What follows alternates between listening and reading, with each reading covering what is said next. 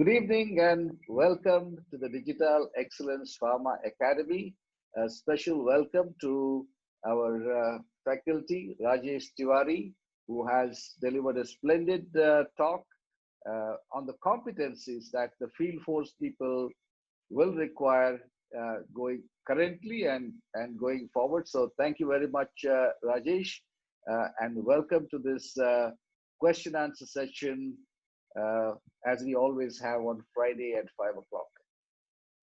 Good evening, and thank you very much. And first thing first, I would say I would like to thank you, the first person, and then to Deep Sir, to CredoWeb, to Medicine Man, and to DEPA.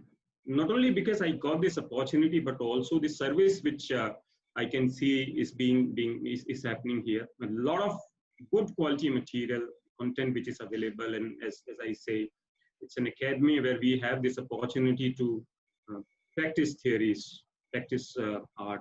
So that's a wonderful thing which is happening. So much to learn from here in institution in itself. And also I would like to thank you for one more reason, because I got a chance to connect back with several of my friends. Right. I would have been missing this, but so many people have called me. I'm so blessed. Thank you very much. Right. So I saw the responses to the post about your webinar, and I could see the comments of a lot of people who had been either mentored or trained by you in some way and are doing well, and they were really happy to see that you would be speaking on the DEPA platform.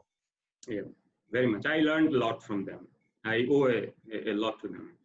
So this has been a great platform for pharma professionals for quite some time now. We started in May with one session a week, and then we pivoted quickly and realized there are questions arising out of the session which need to be answered. People also have questions, so we pivoted quickly and started the question answer session. So we have a couple of questions lined up for you, which hopefully will explain in much more detail as to going forward, what do pharma sales professionals really need to do? So before I go into that, Rajesh, you had a very interesting career path, as you can see. So very unique is that you have stayed in one company. If I ask you, even the youngest person with just 5 years experience, in 5 years, you would have spent in 5 companies, right? Yeah, that's true. So it's been a very unique career path. So do tell us about your career path, and especially why now such a diverse experience helped you as a leader, because I think we need a lot of inputs for our leaders now as to how they can guide their team members. So thank you very much. I think, yes, that's true. And I must say, I love my organization a lot, enormously. And that's not a blind love. That's a very rational love which I have towards my organization, and that's very mutual. So and there is a disbalance I see sometimes. What this organization has given to me, I have yet not been able to repay it. So that's what my relationship with my organization is. Every day morning, I get up with a lot of enthusiasm. Few days were there when I would have been frustrated, or maybe have seen life a little differently. But otherwise, I enjoy the work which I'm doing. I enjoy working with people who are there in the organization. And every evening, I find myself quite satisfied, not doing things, but trying to experiment something which is new. And more than that, in this organization, I have also seen that things have changed. If I enter into the forest and I don't miss the trees, for example, I would see that this was a journey with, it's a mix of several short-term and long-term assignments. And in between, there were trainings, there were learning, there's curiosity, there are teachers, there are mentors, there are critics. Everybody has come in this play. And I must say, I had this a good chance, or maybe lucky to have this gift, that I could spot some teachers pretty early. And in 1 or 2 meetings, I knew that these are the people and these are the things which I have to learn from them. These are the skills, competencies which only they can teach me. And And then the very clear thing is that Balihari Guru aapki Govind Diyo bataye. You need to be having a good teacher, a mentor, or maybe you can call guide, coach, before you reach to the objective. That's very, very sure. And in my life, I was lucky to get at every stage, if I could take the next step or move upward or laterally, it was because I had good teachers. And in this organization has given me a lot because of that. And apart from this, even the organization had a good talent pipeline model from individual contributor to entrepreneur leadership, step by step and stage by stage. We know that what has given us success in this stage possibly may not be used at the next stage or at the next stage of the pipeline. And we have to learn your skills. And there is a ready material courses available to learn. The only thing is I need to be curious. And that's what I was. In sales, I was expanding myself into marketing. I was also trying that. And there is a term in sales which all of us would be aware of. We call it closing. And normally the last 1 or 2 days, closing is, and I was quite curious into that, why this ceremony and what can we do about this ceremony? Why is that we are doing it only on say 29th or 30th? Can there be 15th be a day of closing?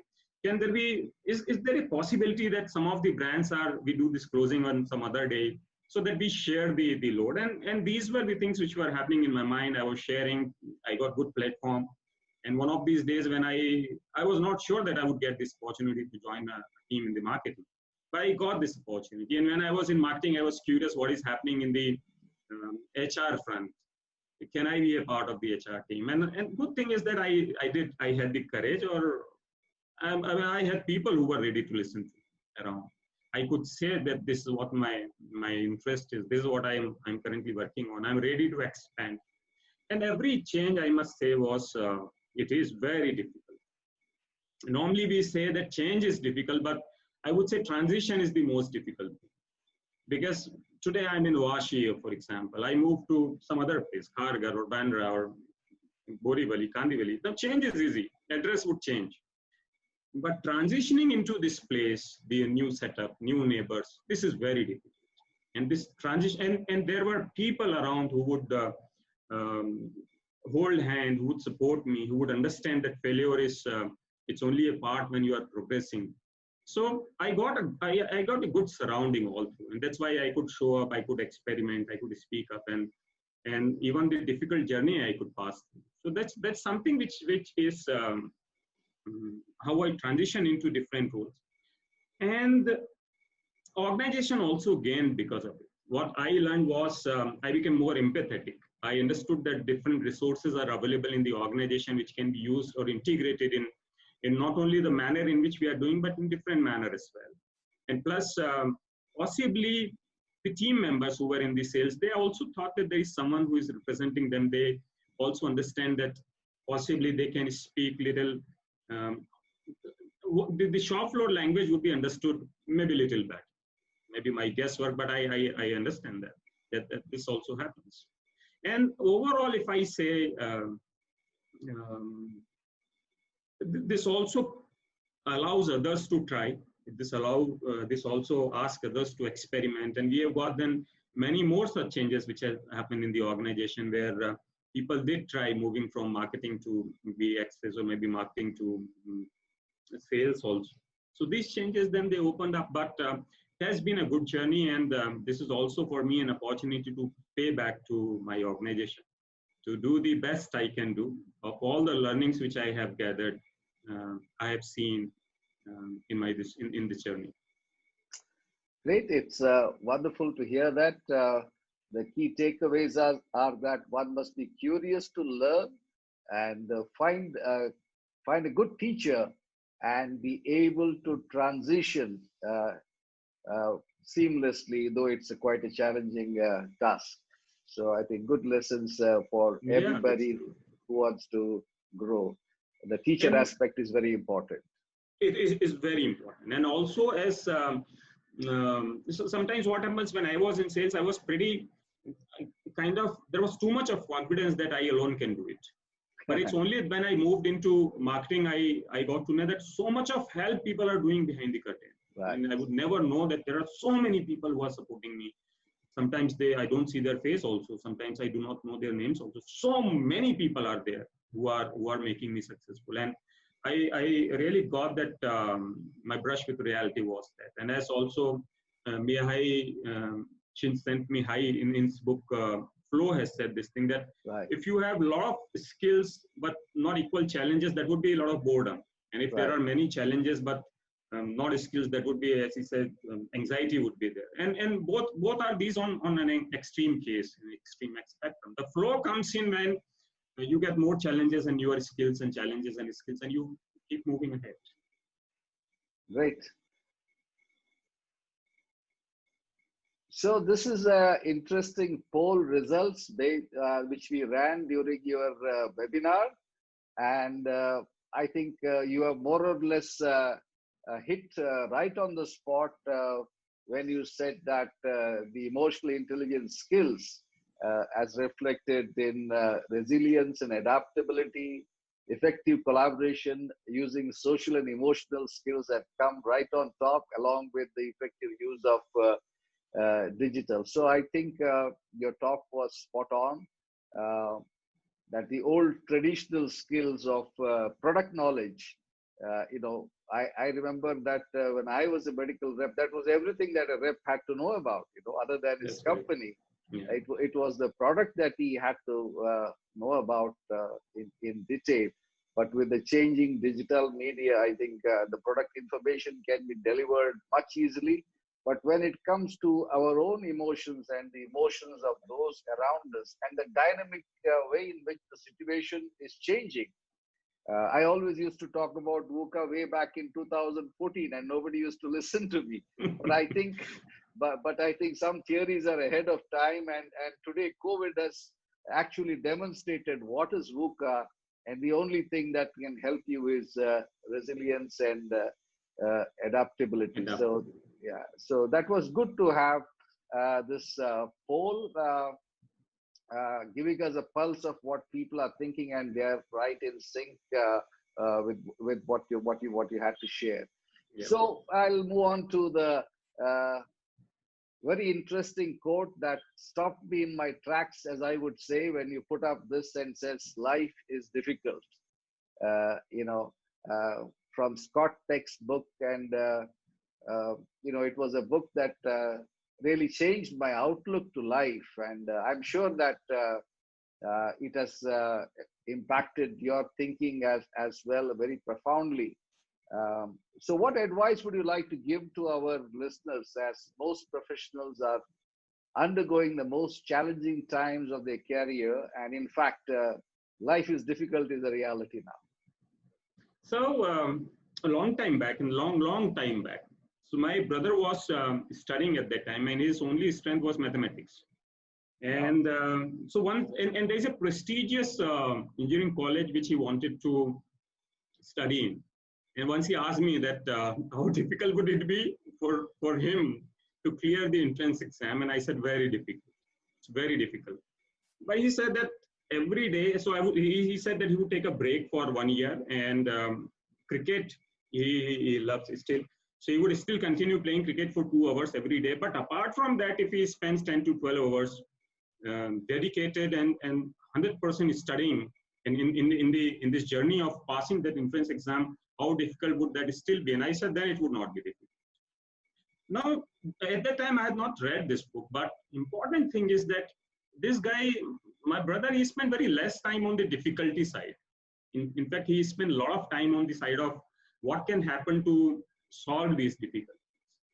And many times, even it still happens with me also, we spend a lot of time. We go take a lengthy lane in avoiding problems. But it may not happen. Many times, the routine may not work. Many times, uncertainties would definitely come in the life. And problem is only something like how we define it. So if I can grow bigger than the problem is where the solution lies. So if I draw this line in between, so which side of the line I am spending my energy, and energy is very finite. I can spend it on either this or the other side. So if I am spending a lot of energy in saying, discussing, and maybe thinking about that it's a difficult life. I can spend all my energy there, and I would maybe get some support also, where people would say, yes, it's very difficult life, and it's me only who is suffering, or maybe we are suffering, or what to do, and or maybe I can cross this line that life is difficult, accept it, and then this is not a problem at all. Once I accept this, then there are the energy would be spent on finding people who have, or teachers who themselves have crossed this line, who themselves have been very successful despite of all the problems in their life, and we can spend finding solutions.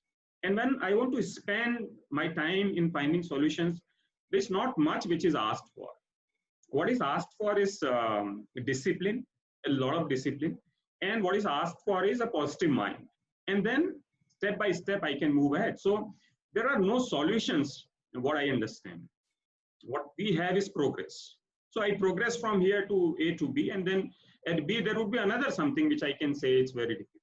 Life is difficult. And then from B to C, C to D, and then, and that's how I'm writing my future. Future is for me nothing but several present or several today. When I connect, it becomes future.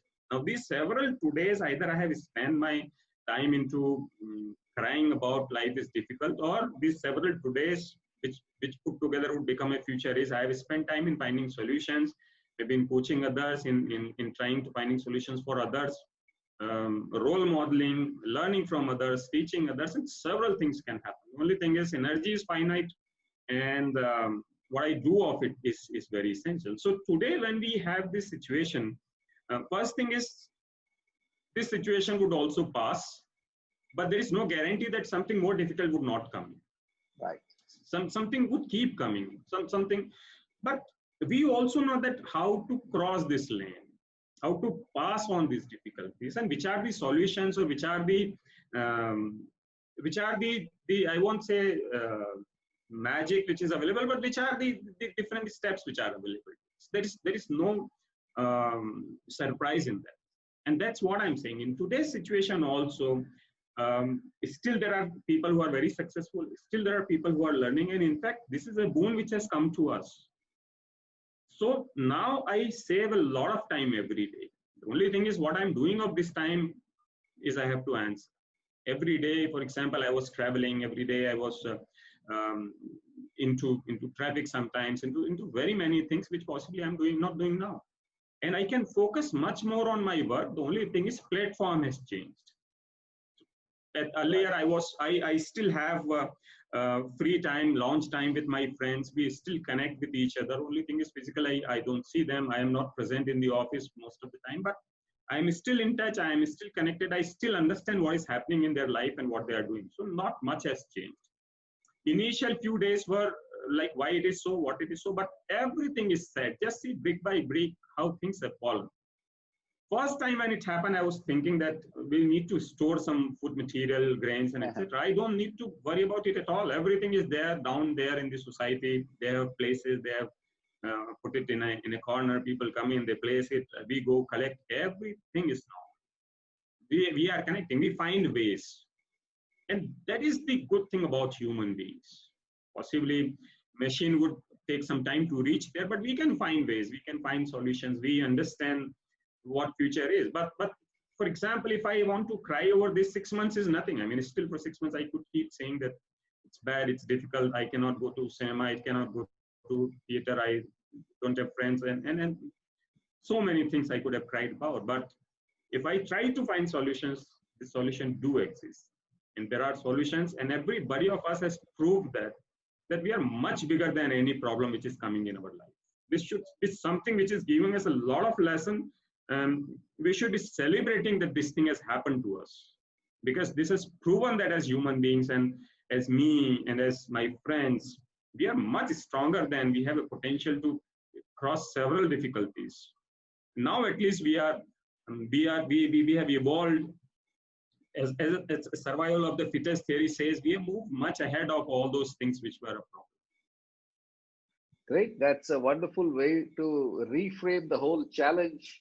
Life is difficult, but you can make it easier if you are willing to work on those solutions that can make life easier. And nothing but COVID as a great opportunity rather than a crisis. Of course, it's a crisis, but it's also an opportunity for us to overcome this. Like the human race has overcome so many challenges So many. in Yeah. the past. My grandfather used to tell me of how they were farmers, and all their crops were taken over by the British. And but he had a large family, and he would manage to hide some for his family. And he says, when he asked him, "What's your greatest achievement, Grandpa?" He would say, "Bringing my family through the Second World War in one piece. So I'm sure that, 100%. Yeah. yeah. So I think every generation has faced its challenges, and this is the challenge for our generation, and we will have a lot to talk about to our grandchildren, I suppose. That's true. That's true. So, another very interesting thing is that in this attention deficit environment where people look for quick fix solutions, they want ready-made answers. And Deep always says that this is the generation of the instant gratification. How do you propose managers to develop the skill of asking the right questions? Would love to hear from your own example. So first thing I would say is ability to ask question is the beginning of this journey of learning newer things. That's the most important thing I would say, because and I agree with this point that and I would also like to deep dig into this, that why would I be so quick in giving suggestions and solutions at times, and there I try to differentiate between this advocacy versus inquiry kind of nature which we have many times, and which side do we fall into. So first I would like to start into is self-awareness. And self-awareness, what I mean is, when I'm curious towards myself, I become self-aware. When I'm curious towards others, I'm kind of socially aware, or I'm interested in other persons, and both the things are important. When I'm self-aware, I know about myself, that how quick I am in giving solutions and why. These are some questions which I'm asking to myself. Another question is, in a conversation, how much time do I spend listening and how much time do I spend talking? In a conversation, how much time do I ask questions which people enjoy answering? In a conversation, how do I gain information? Maybe when I'm with other people, what do I carry back? What do they carry back out of this engagement? These are important things which I understand about myself. Once I have the self-awareness and also answer to these questions, this is a data gathering which I have done. I have the data that how I proceed further. What do I do of this conversation? What is becoming of this conversation, and etc. And once I know this thing, I understand the importance of good questions. I'm not talking about some random questions. No, that's a different thing. What I'm really interested into is a question which is helping me know something more. And first is, I need to fall in love of this art of asking question, because then I would appreciate who have asked a good question. I would also appreciate and understand who are good at framing a question, and I would also recall which are the best questions which have been asked to me in past, which have changed the course of my life, and etc. But I personally got introduced to this art of questioning when first time I could differentiate between coaching and mentoring, and maybe coaching and guiding, coaching and training, and etc. Because initially, for me, there was a thin line between coaching and mentoring. But later and that also happened because I had good teachers, that I got to know that coaching is an art of self-discovery. As a coach, you need to be an expert in asking good questions. And then some practice, and it was then that I started observing where are the good questions coming from, who are people who are asking good questions in a conversation, in a town hall, in any discussion. And good questions, I read it somewhere that curiosity is a function of knowledge. So, for example, if there is a planet which has a red surface, so then I can ask a question, what is the reason of this red surface? Why the soil is red? And then some answers and some question. But prior to everything, I need to know that there is a planet which has a red surface. Even knowledge, when I have wider knowledge, when I take interest in several things, I would have several new questions. And question and answers, it is not for nothing. When I have questions, this is a beginning towards moving into my life or the purpose of my life, or becoming freer, or becoming someone which is more connected to what I want to do in my life in future. Because question is one tool, one vehicle which is taking me there. For example, recently someone asked me what happens when, so it's about IPL. What happens when they even in a super over there is a tie. So first there is a tie, they go for a super over. What happens even if in a super over there is a tie? And then I searched for an answer, and etc. But first thing is I need to know many things, and then I should be interested in many things. And then I would expand myself, and when I expand, I am very satisfied in my life. That happiness of knowing, the happiness of helping others to know, this is something which is enormous. Otherwise, what happens? The routine would take me away. I have so much to do. I have so much inside me, and everybody has so much of potential. But what am I doing of that potential is many times I connect it with the kind of questions I am being asked and the kind of questions which I'm asked. So if I spend some time over there, how I synthesize knowledge, how I comprehend it, how I inquire into what others are doing, and many times I'm talking something which is very narrow, but I would say this thing many times I worry what would happen to my image if I do not give a solution immediately. And this used to happen with me for a long time. I would fall down for this team if I ask them what can be a good solution here. But now I understand, as a team, if we have to progress, there cannot be one superhero there. Everybody of us has to gain knowledge. Every one of us has to expand their move further. And questioning is not the right word. Ask right question is the tool, is the vehicle where we can collect together, get a lot of knowledge and information. And through question, we change from opinion to insights, from data to information, from knowing to decision making. Good question is need to spend some time over there. And I don't know if I could make it simple, whatever it is. But if you love it, I mean, this should be a blind love, that I need to know some good questions. I need to ask good questions. I want to help others. These are the good questions. Study about it, observe this. This is not a difficult thing, but like any other art, someone has to practice it. People have to have referees there.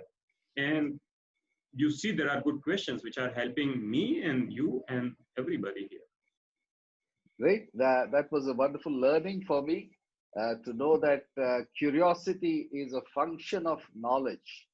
And curiosity is nothing but asking questions. Yeah. And therefore, if you want to increase your knowledge, you must ask the relevant question. You know, when you said this, it reminded me of an anecdote which I heard many years ago.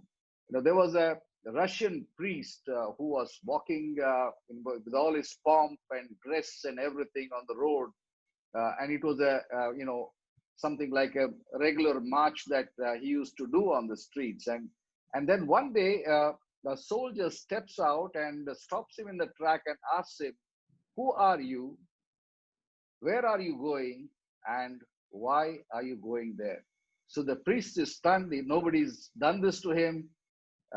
But he's obviously an emotionally intelligent person. So he just pauses and asks the soldier, "How much money do you earn in a month?"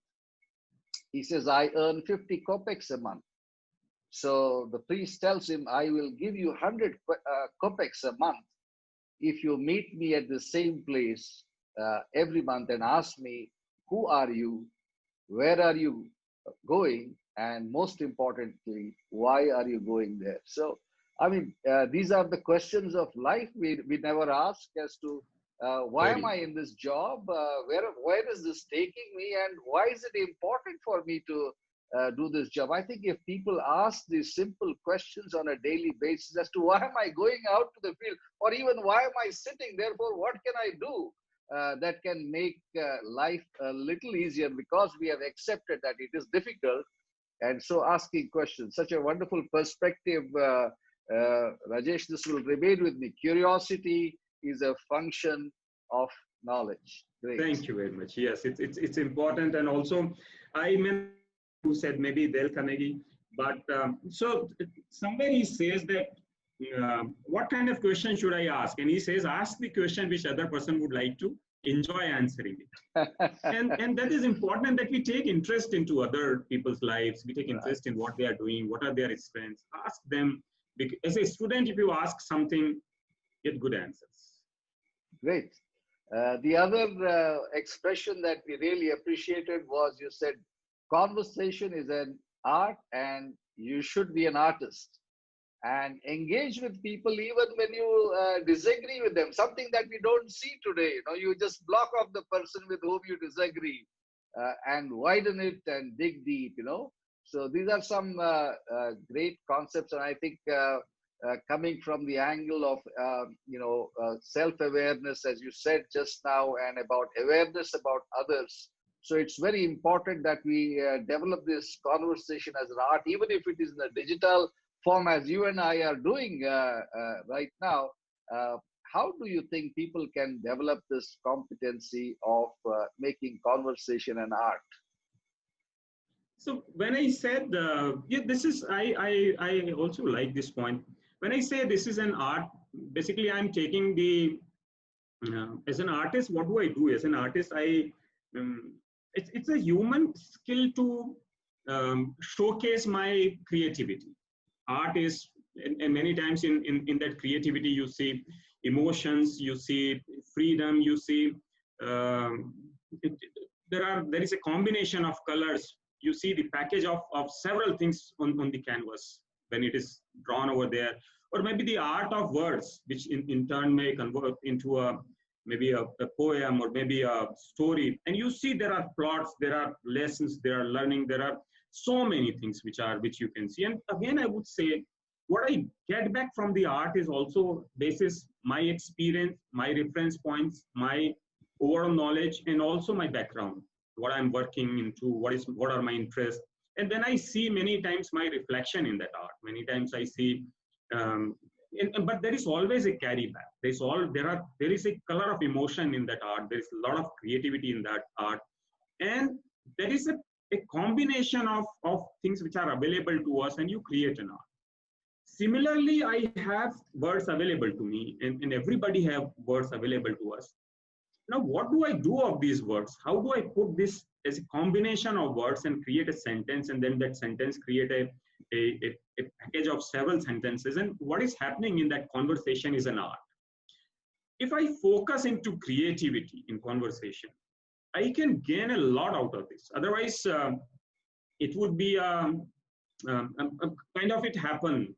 It happened, but I did not gain out of it. But every moment, and someone once told me that even if you receive a phone call, that's a coaching opportunity for you. So even for a minute, if you get a conversation as a coach, just think that how to. And similarly, if I want to help someone, I mean not to go there or maybe showcase it. There is every opportunity is an opportunity to help. And similarly, every conversation or engagement is an opportunity to learn, and also to showcase yourself, to give something in that present something to the table, present some data, present some information. And many times there will be disagreements. But maturity of me, or the experience of me, or even if I want to gain something out of this conversation, important thing is that I remain engaged in that conversation despite of that disagreement. And when there are disagreements, I have this tool available with me of asking questions. Which side is this person or other person is coming from? Why did I say this thing? There is every possibility that I may change my stand. And the best thing is that I'm carrying back something out of that conversation. Sometimes I do this mistake personally, and sometimes I have tried this not doing it. The peak of a conversation is when 3 or 4 people, everybody want to say something. And as and my mistake is I say, can I hear one voice? May you please come one by one, and etc. And that's personally I have seen that's I have not gained out of this. I mean, let there be a chaos and enjoy that. That's the art of conversation. Because over the time, I have also seen in 1 or 2 programs that I have done nothing, and the group or the team themselves have settled. They themselves have settled in that conversation despite of them, raising voice. Sometimes you see you cannot hear anything, but despite of that, then you find an order in that conversation.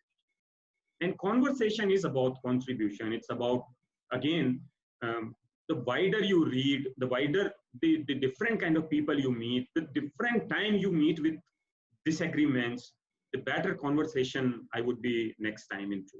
Because that is something which is giving me a lot of inputs. There is something which is providing me a lot of platforms to stand and see things. And in case if I stop at a disagreement, or if I withdraw from a conversation, from a disagreement, I have not gained much out of it. And personally, I think I should be understanding enough that I have in a conversation, I have to provide something here. That is my experience, and I have to gain from someone else's experience. There are agreements and disagreements are very minor thing in any conversation. Great. That's wonderful learning that we have to agree to disagree sometimes. And I think it's more important to ask questions. Like I remember, I don't remember which colleague it was, that the doctor was very upset, and he made some statement, with strong statement. Anybody else who did not have the skill of conversation as an art would have probably been very intimidated by that. But this gentleman just told him, doctor, I see that this has upset you very much. May I know what made you so upset? And immediately when he asked that question, the doctor realized that he had overreacted. He, in fact, apologized to the gentleman, then says, please sit down, let me tell you what happened. So, we don't know from where people are coming. So we need to have that ability to put a pause and then rephrase the same sentence which the person has spoken in a different way, that evokes probably a better response from him. Great learning. Very good. Right. So we've always heard about interdependence. I've been a great fan of Stephen Covey. He says that we all begin dependent in life. As we come to life, we are completely dependent on our parents. And then we grow up and we become so independent, we think we don't need our parents.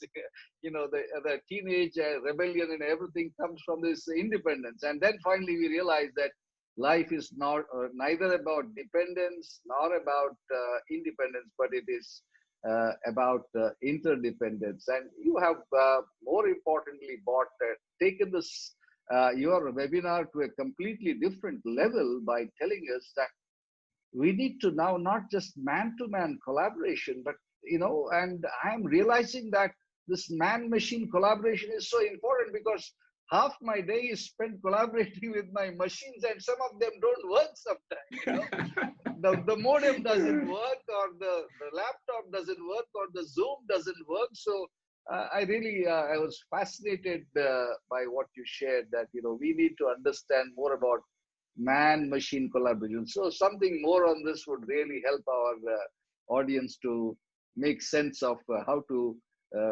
collaborate with machines. Yeah, sure. There is a line, I think it was used in a film also, and we know the second line. The first one is, चमन में अख्तिलाते रंग ओ बू से बात बनती है, हम ही हम हैं तो क्या हम हैं, तुम ही तुम हो तो क्या तुम हो. So the second line possibly was used in a film also. So this one is a, forgive me if I'm not able to recall the poet here. I think Sir Salani is the poet here. But important point is the nature which we see around us, or the society which we see around us, is not of similarities. It's about dissimilarities. And when dissimilarities come together, they create a good canvas to look into, to enjoy something. And similarly, when I thought about interdependence, it was more about, I'm talking something which may not happen, or which may happen also, but that is my thought. Role of a supervisor would be repurposed in another 7, 8, 10 years. And that would happen because the role of team has changed over the time. And definitely this is going to impact us everywhere. Even if we go to a supermarket, when we go to a bank, we would see these things happening. And this is where the concept comes in, that and team goes through those stages of forming, storming, performing. Did I put it correctly? And these are the stages which also suggest that the best performance happens when we have interdependence on each other. And interdependence is not attacking anyone's identity. First thing is this: interdependence basically is saying that your knowledge is important, but let's mix it with other knowledge which are available on the table or in the team. That's the most important thing. And there is so much we can pull together. So the superheroes, or maybe an island of success, may not give this organization too much to move further. But what happens when whole of the team proceeds further? And many times I also got this concept, the clarity I got by some answers in one of the program I was facilitating. When team comes in, the question is, how do you differentiate between a crowd or a group of people and a team? And the answer is that group of people may not have the common objectives, but team has. And then I asked that when you look out, there are so many people, they are standing at the bus stop and they would like to go to maybe one particular destination, that may be band route, that may be some place. Are they still group of people, or they are team? And then, I mean, the answer which emerged out is that there has to be an interdependence. These are the people who know each other's skill. These are the people who show empathy about others, that amongst us, there are kids, there are elderly, there are young, there are women, there are different kind of people. And then there are strategies. And there are also understanding that there are certain things which I can do, they can do, you can. Interdependence is about knowing our strength and knowing other person's strength, and then making the best use of that. And once that happens, we may call it a high performing team, a great team, or a super team. But the days of individual performance possibly would be reshaped. It would more be into what the superstar can do towards others, how the team is made a superstar. And then superstars would be would be mentoring their team members with their experience, with their skills, with the traits which they know about, which over the time, the expertise and specialization they have.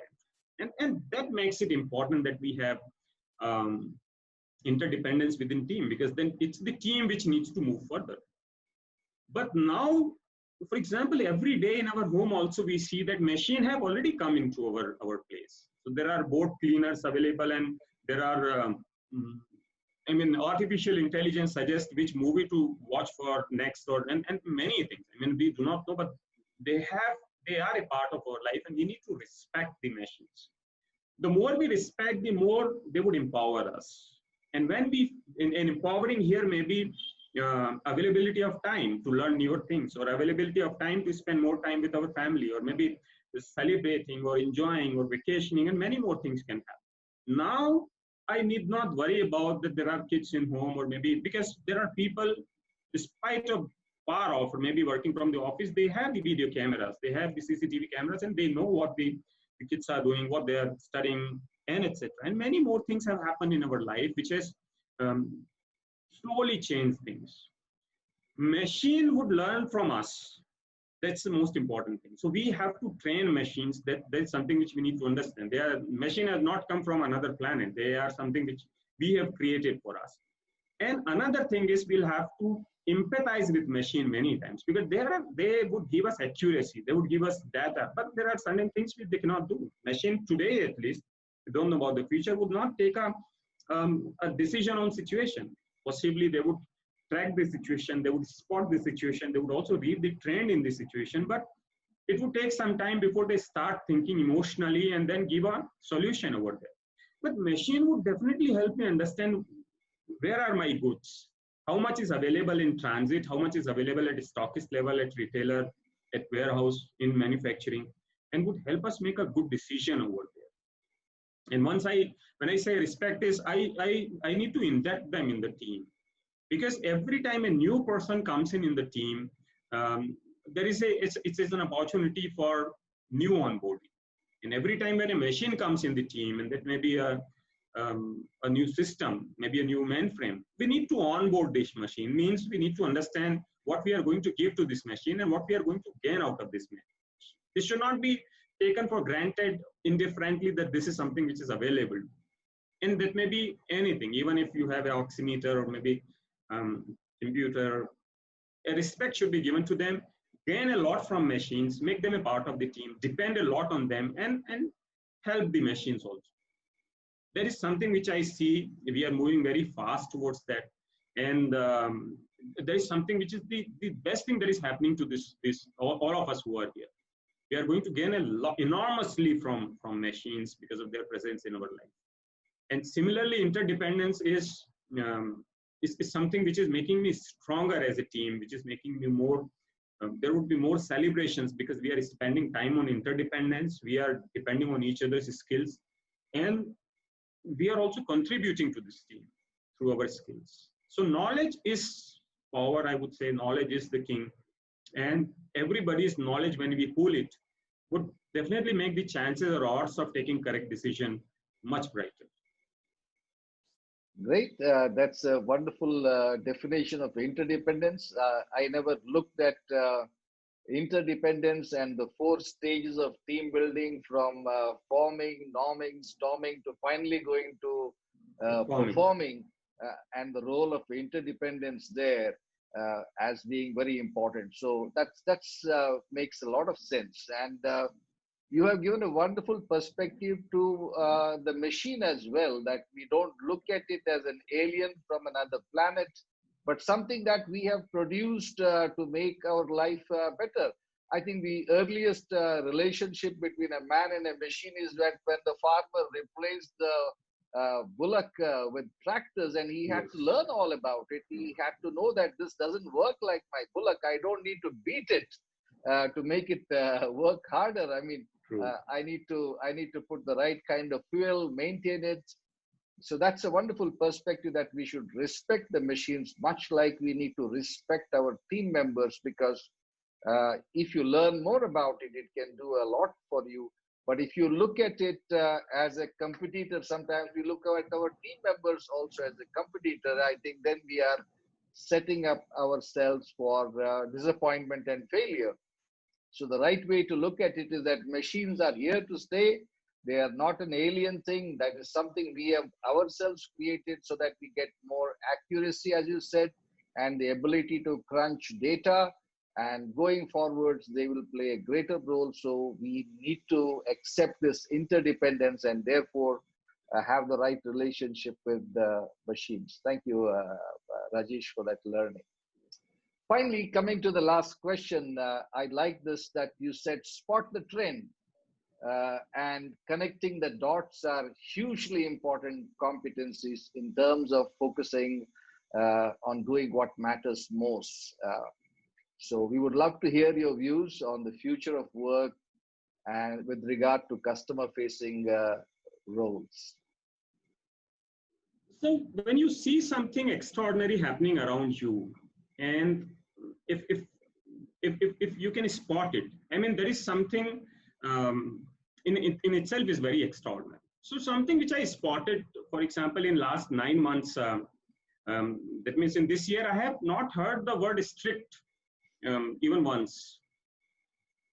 I've seen several movies. I have been into several conversations. I am meeting people. I am talking to people, but this word I have not seen. Now, is this saying something to me? I mean, is this saying something to me, or did I miss it? But then again, the point is, for several months, I have not heard this word now. And similarly, everybody of us would have seen something that has changed. Now, how fast can I spot those changes which are coming in? Because they are giving me a lot of signals. So either I would be given a signal and I understand and remain ahead of the trend, or maybe something has happened and then I'm told that this has happened and please follow it. But if I'm continuing with the trend, for example, I can spot the trend, for example, if I understand what has changed, that is giving me a position of, I would say, a leadership in that. And there are several changes which have happened. If I can spot, for example, not only extraordinary, but if I go on the other side of spectrum, that someone is trying to harm me, and if I can spot it, that's also a great learning, because these are two spectrum, that there is something extraordinary is happening, or personally I'm being harmed. First thing first is I cannot be indifferent to these two things, because otherwise I would be suffering, and then again I would be on this other side of life, where I'm saying life is very difficult. But if I spot it, and this is something which I also am putting it in a slide where I say that this is one skill or competency which we need to work on, is because this is something which would train me into future. This is something which would prepare me into entering into the future. And what do I do of this? What should I? How do I use it in the customer facing role? Important point is that I have to make this learning very fast. I need to spot the trend and learning very, very fast. For example, something has happened now and I should be very happy that there is always a next opportunity.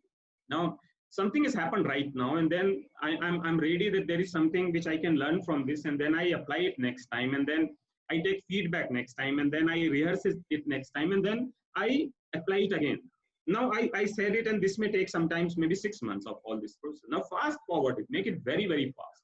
I did a call, I learned something, and in another 10 minutes, I have another call with an HCP. How can I speed it up? This learning, this process, this feedback, this everything, how can put it very fast? And this is something which in future world, we need to be an expert or maybe competent into, because if I miss into next call, then I'm repeating the same mistakes, and nothing new would appear out of this. Then I cannot say that, and then again, I'm on the other side of the line where I said that it's very difficult, life is difficult, what is happening, why it's happening with me. But if I have time, I need to have two people for sure, and as I said in the beginning also, a good teacher and a good critic. Nindak neere rakhiye aangan kuti chhabaye, bin pani bin sabna nirmal kare subaye. So basically they're saying that have a critic in your life, have someone who is, and everybody of us, can I generalize? I think I can. We have blind spots. When I first started my career, and first time when I was detailing to a doctor, and the style was that I would tilt with that detailing folder. I would keep tilting, and no one told me, and even I was not knowing this. And it was only after some time that the manager, and he was very smart, and then he said that we'll videograph, and then they had shown, and I was embarrassed. I was thinking that for 1 month I had been irritating all the customers. So someone, you need to have someone who would tell you faster it is best. So have a critic. I also say that not every feedback is to be worked upon, otherwise my individuality would be over. I need to be what I am. But there are certain feedbacks which are very, very important, which are like course changing, which are impacting my future, which is something which I need to know. So important point again where I come in is how fast can I learn? And for that, I need to spot the trend first, spot what is happening. And every opportunity is an opportunity to spot the trend. For example, when I am at doctor's chamber, I can see so many things. Need to be very strong in observation. What has changed? Has the place of where he is sitting changed? Has the place where the reception changed? When I go to a retailer, it's several things, how things have changed, how products have moved, shelf life, shelf line, what is changing over there. When I go out, when I meet others, what are they talking? In 6 months, 9 months, is there a new topic which has come in? Why it has come in? And if I ask questions to myself, if I'm curious about myself, about the social happenings, this gives me a lot of information on what is in the trend. And then it helps me also understand. Then I have to go back to my teacher and critic that how I am doing and what is more which I can do. And then I try, apply, rehearse. Sometimes I have to do it very fast. Sometimes I have sufficient time to get, learn from the feedback and try those things. But spotting the trend is important. Otherwise, this would distinguish between me and others. Whosoever spot the trend first would definitely be a little ahead of me. There are multi-channels available now, which we'll have to use. But multi-channels are also not only platforms which are available. For example, on a television, even an advertisement is customer-facing product, and there is a video and there is an audio available. What happens if someone has to put the audio off for that moment? Is that video sufficient to convey the same message? Is the question which someone who's preparing the ad possibly would have asked to themselves. That how do I see that advertisements? Because there are within television also, there are two channels available. One is audio and one is video. And similarly, when I am going to a doctor or maybe to a retailer, or when I'm meeting friends, or when I'm in conversation, I need to understand that which are the channels available and how I'm using them best. Great. Spotting the trends, very important. The earlier you spot the trend and then begin to connect the dots, I'm sure the pattern emerges out of which you can make sense of. So thank you very much, Rajesh. This has been a very interesting conversation. In fact, you have refreshed for all of us the art of conversation, that all of us are artists and we need to be curious, ask questions. And as you rightly said, that it's all a question of interdependence. There are no superheroes in a team. We all need to be willing to learn from one another and share those learnings, and most importantly have an inner critic and respond to the outer critic in a what should I say, in a pleasant way, and then just okay, thank you for your perspective probably. So that's a very useful learning. So I want to thank all our listeners too. I hope that this has been a wonderful session for you. Do go back to the video. It's only 20 some minutes, and Rajesh has made some wonderful points over there. Listen to it a couple of times.